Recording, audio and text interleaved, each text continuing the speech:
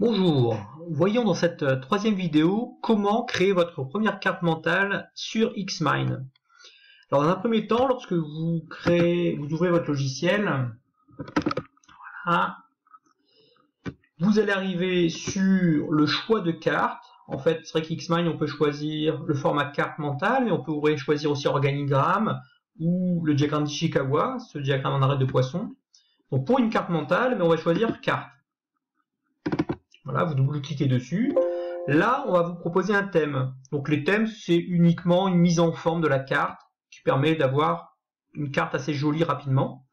Pour l'instant, on va prendre professionnel. Voilà, donc vous arrivez sur une carte où il faudra renommer le centre. On va renommer le centre, on va l'appeler par exemple Mind Mapping. Voilà, à ce niveau-là.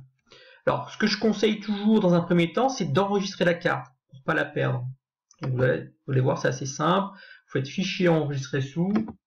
Voilà. Là, vous avez le choix, en fait, Xmine Cloud. C'est-à-dire que Xmine dispose d'une version en ligne. On peut déposer des cartes ou mon ordinateur. Donc, on va choisir mon ordinateur.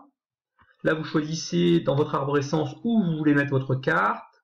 Et vous allez enregistrer votre carte. Vous voyez qu'Xmine, en fait, a une extension qui est .xmine. Donc bien sûr, pour ouvrir les cartes, il faudra utiliser un logiciel Xmine ou un logiciel compatible Xmine. Il faudra l'installer sur votre ordinateur. Vous faites enregistrer. Voilà. Une fois que c'est enregistré, vous voyez, c'est le titre apparaît, c'est le centre, et il n'y a plus la petite étoile, ça veut dire que c'est enregistré.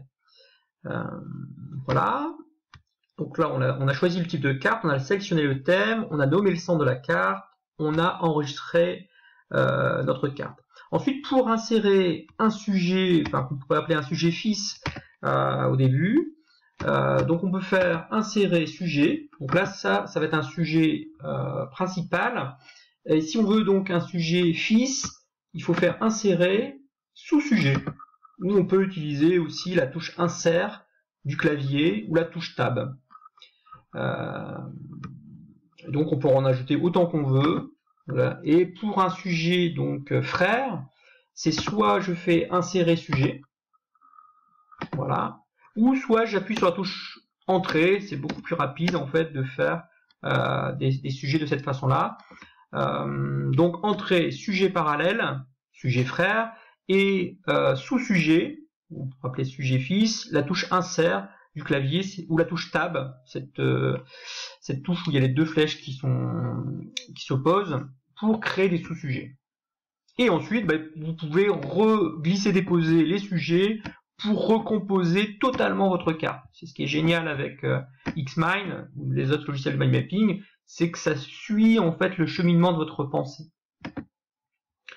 Voilà. Et donc pour supprimer un sujet, c'est très simple également. Soit vous faites clic droit, supprimer ou effacer, ou vous appuyez sur la touche Supr, voilà, de votre clavier. Alors vous voyez que, alors si je fais un CTRL Z, hein, je peux annuler la dernière action. Vous voyez que sur Xmine, si je coupe la branche principale, en fait les sous-branches partent avec. C'est un peu comme sur un arbre, si vous coupez la branche, et les sous-branches partent avec. Donc si on veut supprimer la branche ici, en fait il faut déplacer et garder les sous-branches. Il faudrait déplacer les sous-branches avant pour pouvoir supprimer la branche principale. En fait. Voilà, c'est un peu un jeu de Lego. Faut d'abord enlever les sous-Lego pour pouvoir enlever le Lego qui soutient le tout. Voilà, nous avons fait le tour en fait de cette première carte. Vous voyez que c'est très simple de créer une carte sur Xmine. Donc ces premières cartes, ça sera surtout intéressant pour faire du brainstorming, gérer les idées, capter les idées des autres. Nous verrons donc dans une seconde vidéo comment réorganiser la carte, bouger mieux les choses, etc.